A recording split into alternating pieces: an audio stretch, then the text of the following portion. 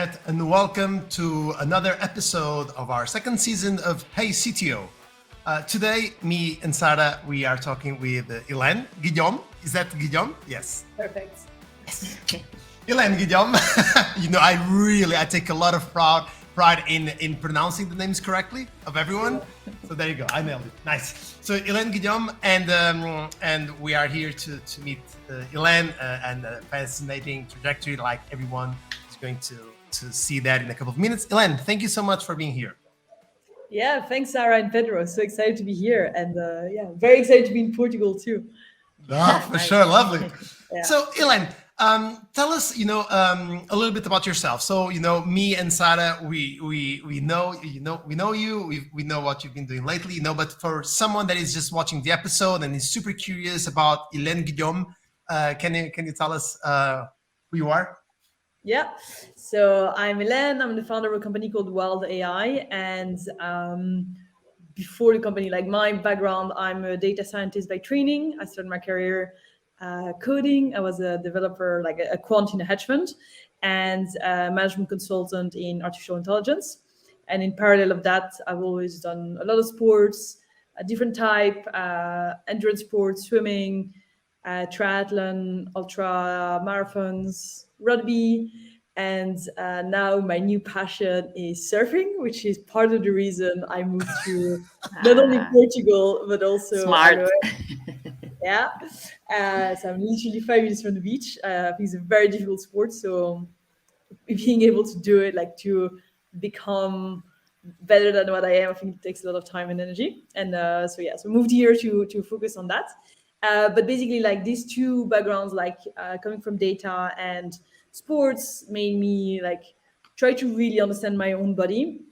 And as I was doing sports, I started realizing that sometimes, like if I was cycling, for instance, one day I would perform really well, like the other guys, like climbing a hill, and then another day I would be like flat out, but with no precise correlation, and I couldn't really understand it.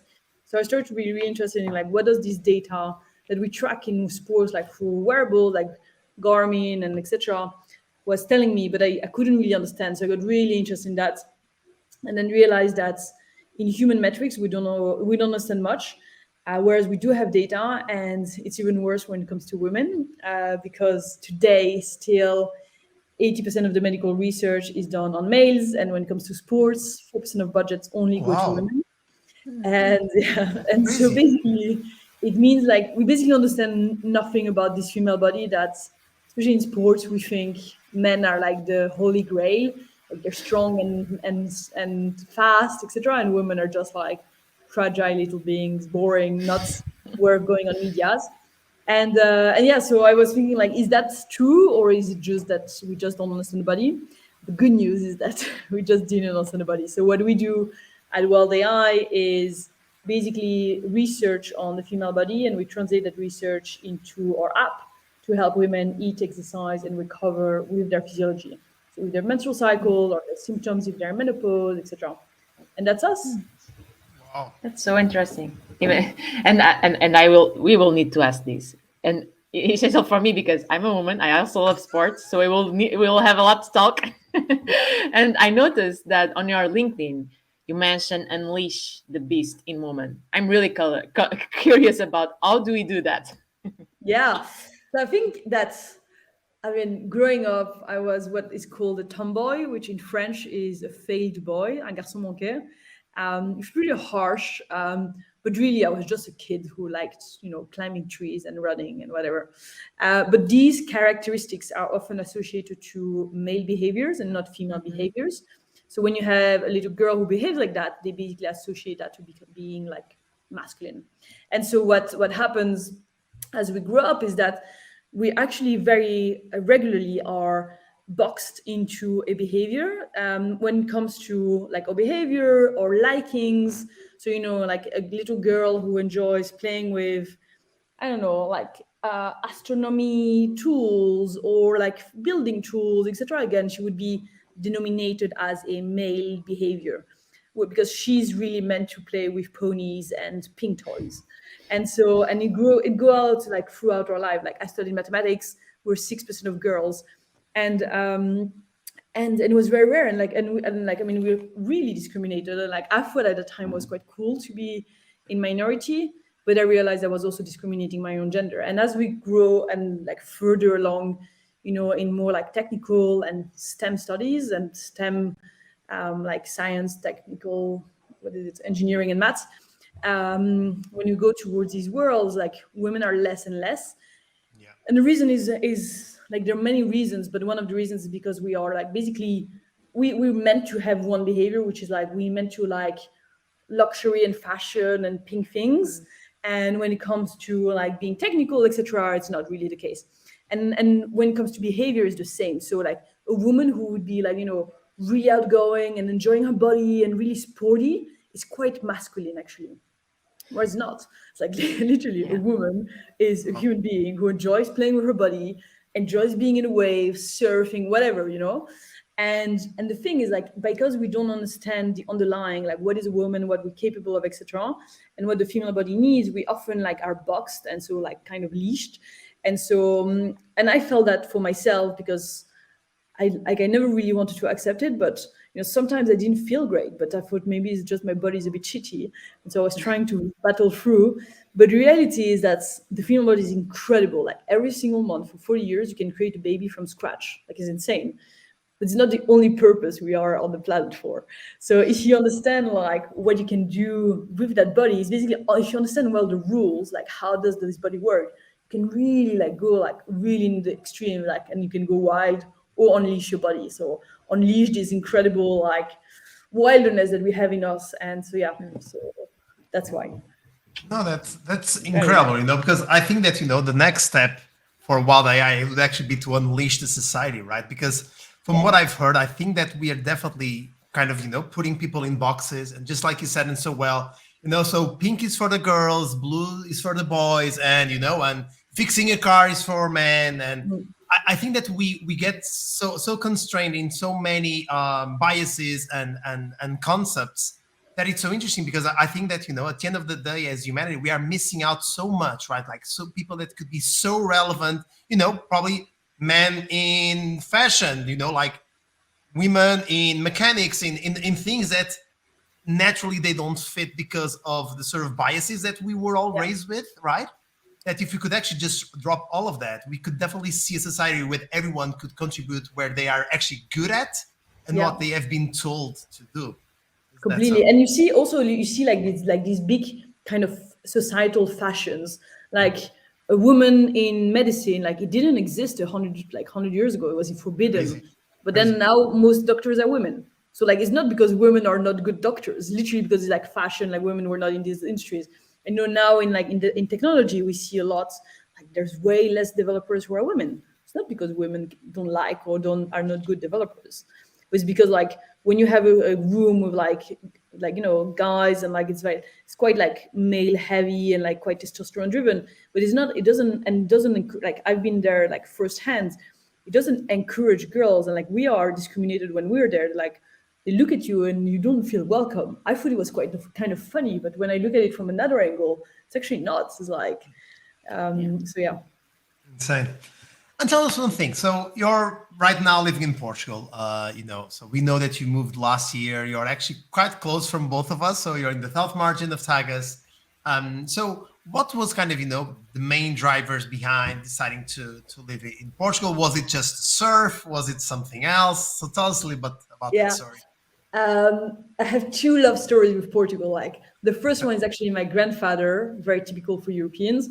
My grandfather was golfing and has discovered the hidden gem of Portugal like 25 years ago with my grandmother. Wow. And they just like loved it. And so they were going to obviously to Algarve, to south. And so I've been going to their house like regularly. I'm not a golfer myself at all, but I was going to their place. And so I've known Portugal for a little bit from them. But then more recently, I have a good friend of mine who I knew from London. So before Portugal, I was living 10 years in London and San Francisco, between these two countries. And I have a good friend in London called Teresia, who's Portuguese. And she had invited me to her birthday in Comporta. And I think that was like maybe 8 years ago. And it was only Portuguese people mostly, and like a few Europeans. and the people are so nice. Like, if you go to like France or Spain and you say like, oh, your country is really nice, they're like, yeah, sure, like we know. But here in Portugal, the people were like, they were so nice. They were, very inclusive. They were speaking extremely well English. In France, like if I bring a foreigner, people, they won't speak English to them. It's really rude.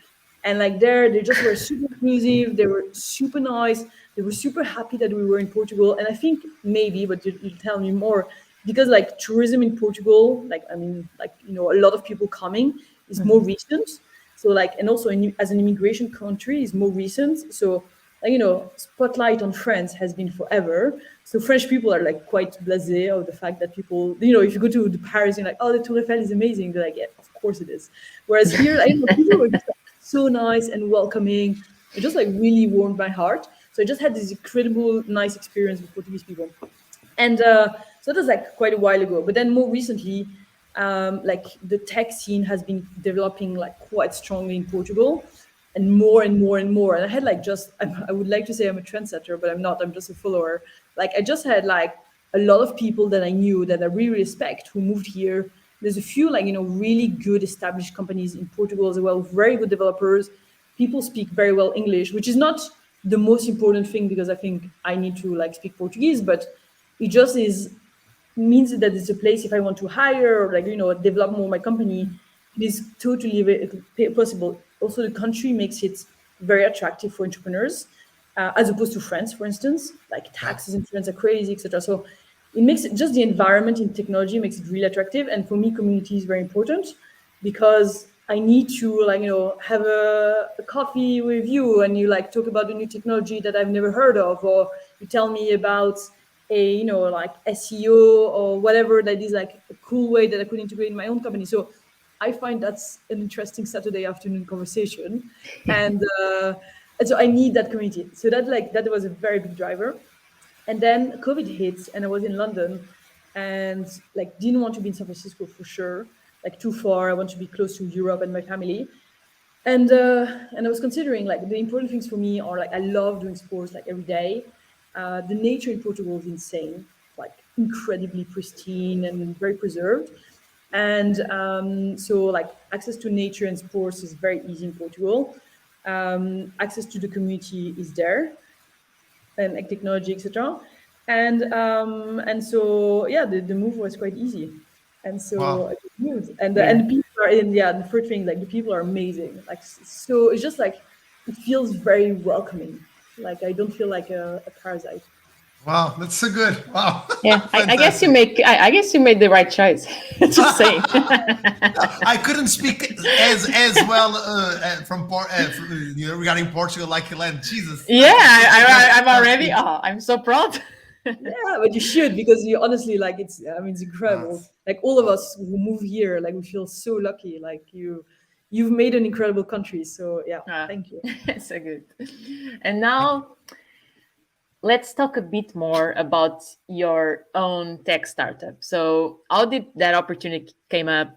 So how that the idea you already explained us a bit how it started, but where did you start building that up?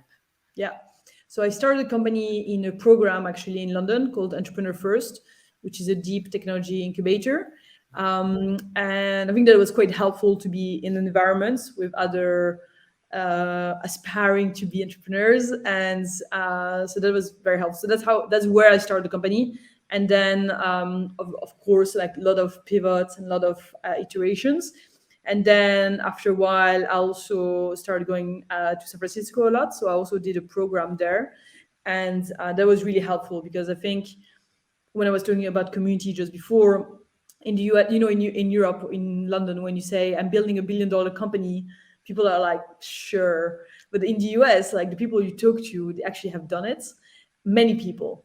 And so it's just like the scale and your own ambition, my own ambition became very different. So I really liked being there because I just felt like just like an influx of energy and just a different way of seeing things. And so I spent 3 years basically living half in San Francisco and half in London. Oh, wow. And that's really how the company started. And then like we actually were for men and women at the very beginning of the company, and then we switched to women only, realizing this massive, huge opportunity and blue ocean market that is completely untapped. And now we're like, although we're still very small, we're like the leading company in data and technology for women. So yeah. It's quite a Uh, problem. So. yeah, and that was one of the other questions that I had in mind, because I was thinking, being an area set so specific only for women, right? So the business, did you have that into consideration when you were growing your team? So did you only went after women? Did you wanted to promote diversity and also brought men to your team? So how did you manage that? It's very funny actually, because like what I love, like one of the things I love the most, who make me like just really happy. We have a lot of men in the team, and like I just hear like the engineers talking together, or like the designer and the engineer talking together, and they're like talking about cervical fluids and tender breasts, and some are women, some are men, some are Muslims, some are like Hindu. Like we have everyone, and everyone is like, it's really funny, and I find it so refreshing, because I think there's also like a lot of thinkings that I had in my mind, thinking, for instance, some of these people, they might be very like not comfortable so talking about certain topics, but it's actually not true. Oh wow. And it's really interesting, because like, I mean, to work in this company, you need to like be okay to talk about these things, obviously. Because even if you're a designer, I mean, like you have to talk about like cervical fluids, or like you have to basically. And it just makes me like so happy, because like men very often, they would have never bought a Tampax, like this world of menstruation and of female specific topics is completely taboo for men. So having in my team people who talk about that all the time, I find is really, really exciting. And also it's really funny, like the people who have tickets are like our two leading people who still reply to the tickets. So Sahana and Theo, they're both like PhDs, like really like senior, and sometimes like when there's a very tricky question, because we only have women using the app, the women, they actually really want to talk to Theo, who's a man, and it's Oh, really wow. funny, like, because they love Theo, and like Sahana, she's like they're both like really smart academics, and they just like, and it's really funny because like women actually really don't mind talking about personal stuff to men, and so yeah, so we have both, and we have diversity like a lot. And for us, I think it's we also have people from Pakistan and India, which like on paper they cannot travel to each other's country because there was a war, and they work together in a team. So I find it like Oh, just love really that. nice to have That's all of really So that great. interesting. in one team, and yeah. Ah, that's a Fantastic great, how yeah. we can overcome differences so quickly, right? Like, because at the end of the day, right? Exactly. If you think to the world, like no one has any sort of issues with everyone else. It's more about like Yeah, one or two people with some ego. No, God, completely. Yeah, that makes so much sense. That's great. yeah, Elaine, we did a little bit of CSI on your profile. So we did our homework. yeah. And one thing that came up that definitely blew our mind away was we saw a video of you in Dragon's Den. And I think that you kind of already touched that a little bit because you mentioned UK, you mentioned how in the US people perceive scale in a very different sort of reality or different set of eyes. Um, so tell us. I was going to say a bit more. No, tell us all about Dragon's Den. Like, Yeah. how do you, like I have so many questions. How did it come up? How scary it was? Like, are people really are they obviously within what you can say? Are they super nice? Are they as tough as they look on TV? Like, gosh, so many things. Tell us. Yeah. So yeah. So how it came across? They actually reached out to me. So Oh wow. they asked me to participate, and I mean, I don't know how familiar you are with, but like I do not watch TV at all, and I haven't watched TV since like all my life basically. So I'm familiar with the concept a little bit, but I had never watched an episode, Oh and gosh. Okay. So that was interesting. That was a good start. yeah. And so when they reach out, like, but I knew that I knew that they're like mean people who want to scare you, and that is scary. And I also knew that that you can really look ridiculous. Yeah. So when I was about to go, like I actually asked a few people around me, like, what do you think of it? And one of my advisors told me, like, don't do it, because Oh, I wow. know someone really, really smart who went and they made him look ridiculous and just like was very bad advertisement. So I was like, oh, I don't really know. And then I thought, you know what? It's advertisement, whatever. It's free advertisement. And I actually took it as a good like challenge because I think like I'm fairly comfortable with senior people. And so I thought, okay, he says that, but maybe actually I can manage to do it. And so I thought it was quite a funny challenge. And so I went there. There, like I was in a very nice position with the company at that time. You know, startups they're always like it's doing great, and then you're doing worse, and they're like horrible. Sure. At that time, we're doing good. So we had cash in the bank. So I was like, I wasn't in a position when I needed cash. That's an important point. And I thought it's basically it's great for our publicity. But if they offer us cash, like I would take it, like because it's good investors. And so when I went there, it was yeah. So basically, like then I prepared. You're not allowed to tell anyone that you're actually like preparing. So I wasn't allowed to Oh, wow. to ask any questions to people who had done it or whatever because it's part of the contract. And anyways, I went there prepared for the pitch, and and it is really funny. Like you basically in a fake elevator, and then first of all you film a few times, so it's not like the first time you arrive there. Like you know, Sure. it's Oh, like God. yeah. And so you need to redo the thing. So you're like, okay, how do I look natural again? You know, as a surprise again. But anyways, and then but the first time you see them, the first time, and they have never heard of you, Oh, or wow. like Okay. you don't know who's pitching. And so you arrive and the doors open and they are indeed like seated like that, like super serious. And at that time, I was just like, in my head, I was like, this is so funny. Like, why are they like so serious? Because like literally, I could have dinner with you guys. Like, you know, I was like, so in my head, I thought it was like really cute. But it is like, you know, my body wasn't saying the same thing. Like, you know, like I had to do Sure. like a lot of breathing exercises. I do qigong. So before going on stage, I was doing my weird like shaking or whatever. And then I go on stage and they're like there. But I feel like if I take it in my mind as like it's a funny thing, like it would actually be quite funny, and that's what actually happened. And then I went there, and and then actually, like I had quite a fun time, but I was there 3 hours. It's a Three? long Wow. time, yeah. Oh, what So a it's beating. huh? What a beating, right? 3 hours is a Oh very yeah. long time. I mean, Wow. it is the arena. Like you literally in an arena, and you feel like it because they're throwing things at you, and they're like they want to destabilize you because it's TV, it's a show. Sure, like that's a show. They are even acting They as want to well, right? tease you. Yeah. Exactly. They want to have bad. You know, if people cry, amazing. You know, like that's the Oh, thing. Jackpot. Yeah, exactly. And it's dramatic, and so like, so I had never watched one. I had like watched a few part of episodes just to understand a little bit of thing. But one of my friends like who had been on it like had told me like the only thing is a show like so if they make you an offer, go talk to the wall. So like the only thing I knew of the show like if they make you an offer, go talk to the wall. So I did that. So you turn around and you by yourself talking to a wall, which is like the most random thing you've ever done in your life.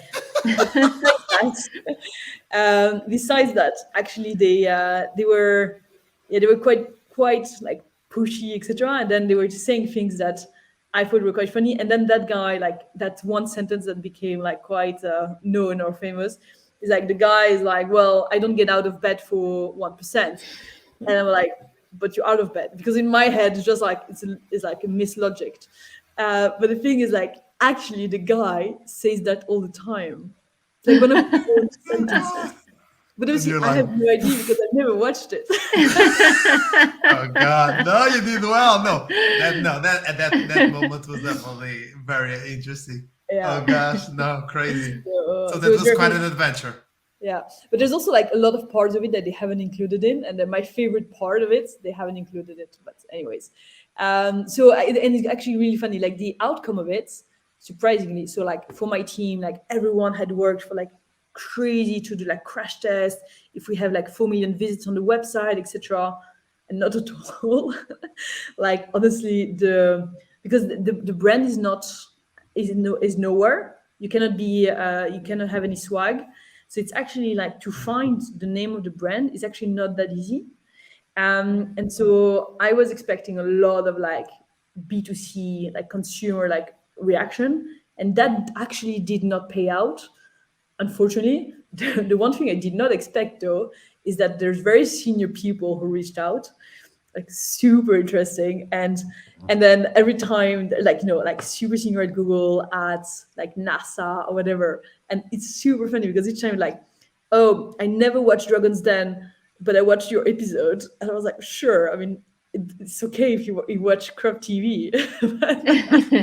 And so actually, interestingly, where I really was expecting returns, it didn't happen, and where I didn't expect returns, it happened quite well. So it actually was pretty good for image, and yeah, Oh it wow, was cool. funny. So I think It like was- I came out like, I guess, smart, which is good for the image of the brand. Yeah. it's a good ending for sure. Yeah. And so, and also in line with some of the things that you said, for sure. I read a sentence online that said, being a CEO is like being fired multiple times a day. Can you can you elaborate a little bit more on that? Because I got Yeah. really curious about that. I love it. But I think like when I was an employee, probably the worst thing that happens to you is being fired. And yeah, and I've been fired a few times. But when you're a CEO, when you're founder, it's like your baby, and then like one day you have this incredible person you're gonna hire, it's like gonna change the company, etc., and then the person doesn't join. Or it's really, really, really like bad. Or you have like these incredible investors, like 100% sure they signed the term sheet, and then it doesn't happen. And then like it's just like you really like the roller coaster of emotions is like nothing like you've ever lived before. So like it's really like you're getting slapped all the time, and like 1 second you have like, I don't know, an amazing partner, like the biggest, I don't know, most known company in sports in the world, that says, okay, we're interested in talking to you. So it's like, oh my god, I'm the queen of the world. And the second after, you have like your deal that completely falls through in another area.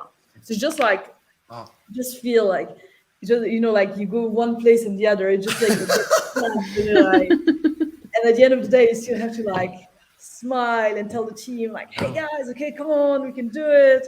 And so, yeah, you feel like like you're like a tiny little ball in a massive storm, and you like get baffled around, and you're the captain, and you're like, yeah, we're getting there.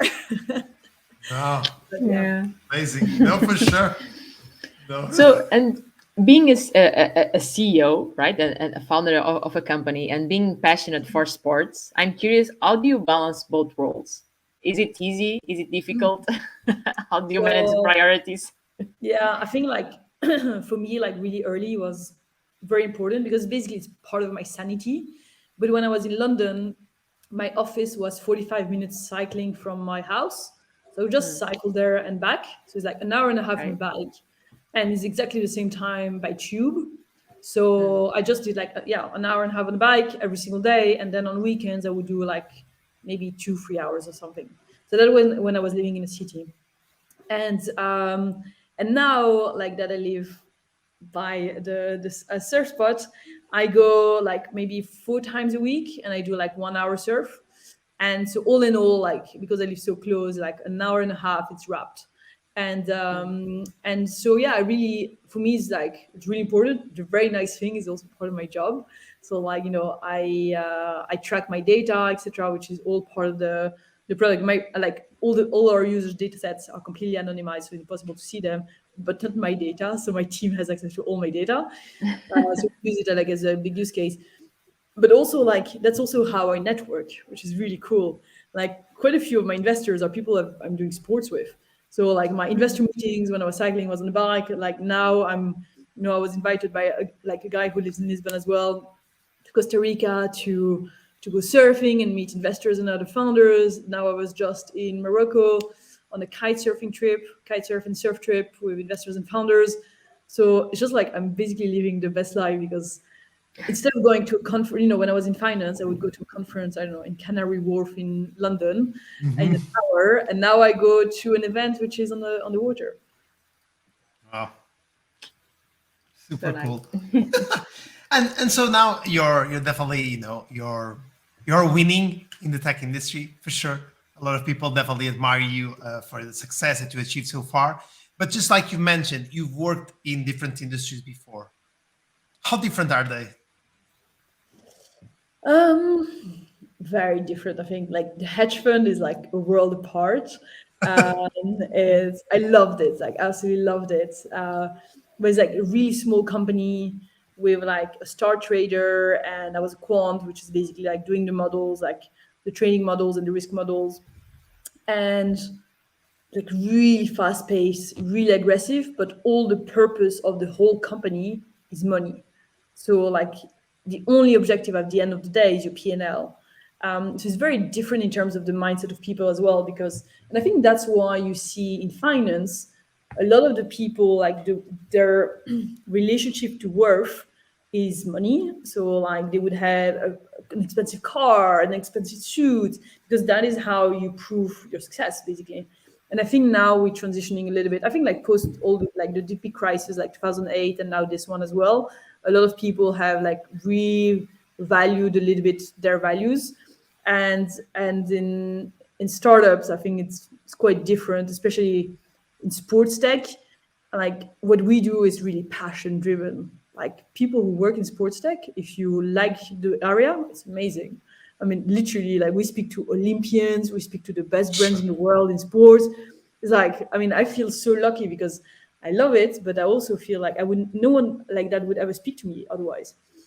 And so I like, the best researchers in the world in physiology, and like I'm invited to, I don't know, the FC Barcelona to give a talk. It's Oh, really like, wow. it's very, very, I mean, it's places I would have never access to. And, when you like sports, it's like these emblematic names.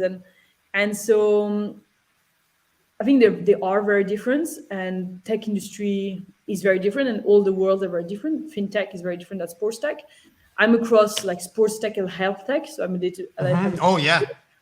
and and yeah, I think like, I mean, I'm super super happy of where I am now, and I love my company, and I'm obsessed by what we do. But yeah. Oh, You that's so just you nice. just mentioned one thing that really caught my attention, and you mentioned being invited for to giving a talk in FC Barcelona. I think that you have some public speaking experience, some gigs. How hard, easy it was for you to start doing public speaking? Did you took any sort of training, or is it that something that's so supernatural in you? How does that work? So it's funny. I think I never heard someone saying it was natural, and for me, it was absolutely not natural, like the worst thing in the world. So a few years ago, I had started a company that completely failed. I started a few like really bad companies, and that was like one of them. But then I realized like if I wanted to become, a CEO and like establish myself and create like a company that would lead a sector, like sector creating company, I would need to also like speak out. And so I remember with my ex, like someone had asked me to speak at an event, and like until then I had always said no. And then it was like a really shitty event in like a very shady place in London. I thought, okay, that's probably like a good start. And so I prepared for that event. I learned my speech by heart, like every single, Oh like God. pose, every single like look at this audience, like I learned every part. And I made this presentation, which I thought like I put a few jokes in. And anyways, I go in on stage, and my ex was like next to me, like going to an event with your boyfriend.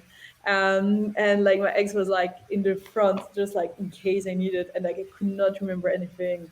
It just like was completely dramatic, and like he was filming me.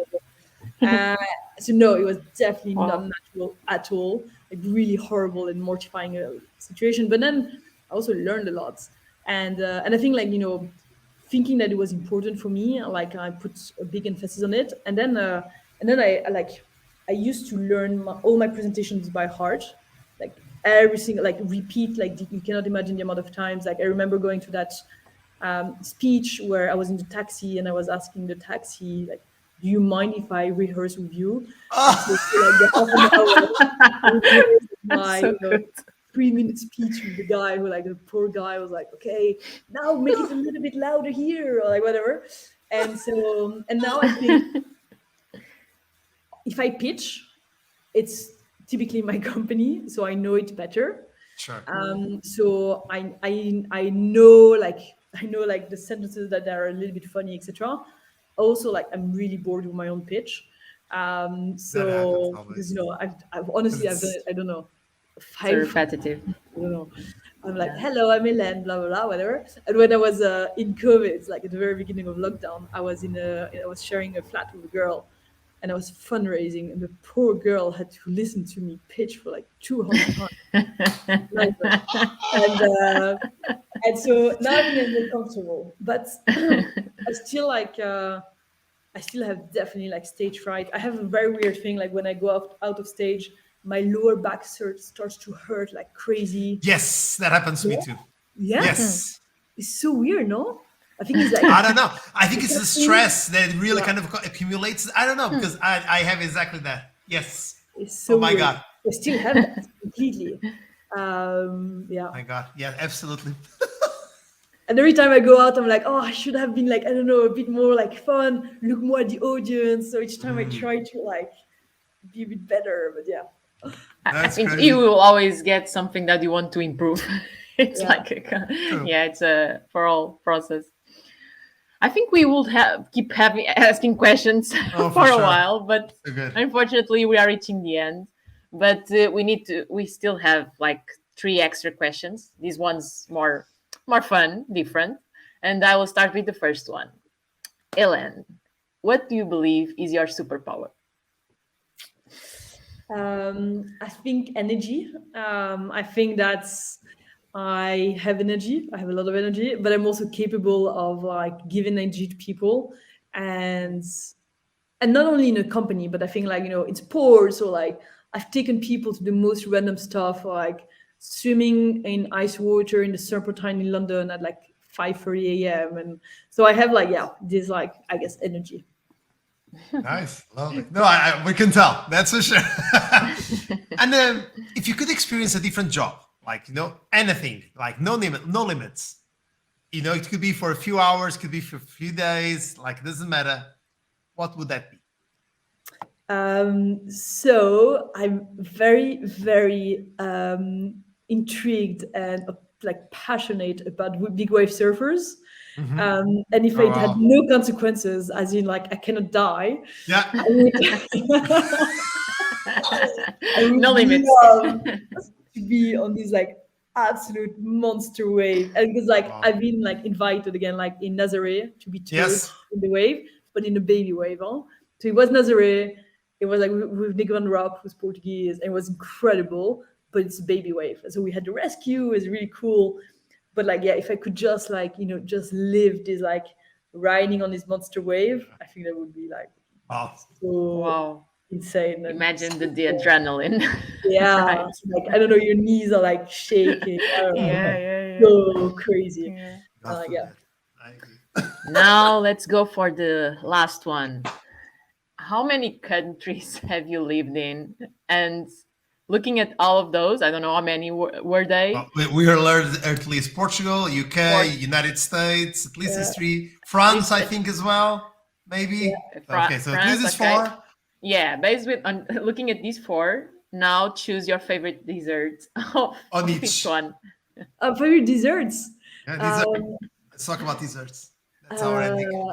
okay, so it's really annoying because I'm gluten free, so it reduces a lot of the. Oh! Damn Um, it.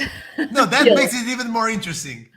Yeah. perfect. So Belgium, I think maybe it's a rice pudding.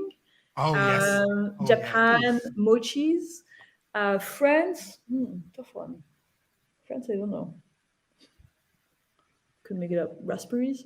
I don't know. Huh? I think they have a lot of cakes, but then England. Oh, that's a tough one. It needs to be an English dessert. Yes! They have amazing fruits. Pears. They have amazing Okay, pears. cool. Okay. US, tough one too. Yeah, I guess fruits again. Peru. I'm just like not super sweet. Peru has amazing food, but again, I could name food, but dessert. Um, tricky one. Italy. again, it's quite hard. Very often would opt for fruits. So You need to name one for Portugal. not Oh really. yeah. I love so it's not pastéis de nata, which I love, just the inside, but it's actually only the egg and sugar thing. I don't remember how it's called. And you have it in many different shapes, but one is like a cake, and you eat it. It's like the white, the yellow white, the egg white, the egg. The egg white. the egg yolk, Okay. and it's really good. Like Molotov sort of thing, like kind of that sort of almost like a huge pudding. No, of, sorry, it's the of yellow. the whites. Oh, the The yellow. yellow. Oh, okay. Yeah. Gustavs, I would say so. Kind of Probably. that. Because it's like it's like kind of sweetery from old times, Yeah, from the exactly. convent and Exactly. there you go. Okay. Yeah. Very well. With Very coffee, well done. it's nice. Oh God. Okay, I need that. That's it. I need a coffee and that. Cool. So this is the end. Helene, thank you. Thank you so much for being here with us. We had a blast for sure. Yeah, It was thank super interesting, to meet you, to understand a little bit better about wild AI and everything else, that you did in your life. That was so fascinating. So thank you so much for being with us. And this is pretty much the end of the show. So internet, thank you so much for being there as well. Stay tuned for more episodes of the second season of Hey CTO. Yeah, see you next time. Thank you, Helene. Thank you.